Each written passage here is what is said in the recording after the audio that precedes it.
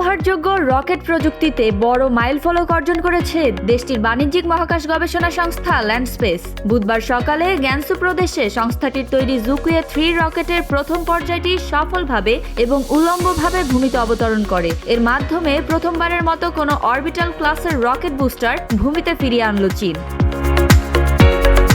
Beijing সময় সকাল 7:35 উত্তর পশ্চিম চীনের কেন্দ্র থেকে উৎক্ষেপণ করা হয় জুকুয়ে 3Y2। মাত্র 6 মিনিটের মাথায় 390 কিলোমিটার দূরে নির্ধারিত ল্যান্ডিং প্যাডে এর ফার্স্ট স্টেজটি পা প্রসারিত করে সফলভাবে নেমে আসে। এর আগে 2025 সালের ডিসেম্বরে প্রথম চেষ্টা ব্যর্থ হলেও এবার শতভাগ সফলতা অর্জন করল ল্যান্ডস্পেস। স্পেসএক্স ও ব্লু অরিজিনের পর বিশ্বজুড়ে এটি তৃতীয় কোনো বেসরকারি প্রতিষ্ঠান যারা এই বিরল সাফল্য অর্জন করল। মহাকাশ উৎক্ষেপণ খরচ বহুগুণ কমাতে ও ঘন ঘন মিশন পরিচালনায় জোর দিচ্ছে চীন। আগামী 6 মাসের মধ্যেই এ উদ্ধারকৃত বুস্টারটি আবারও ব্যবহারে নতুন মিশনের পরিকল্পনা করছে ল্যান্ডস্পেস।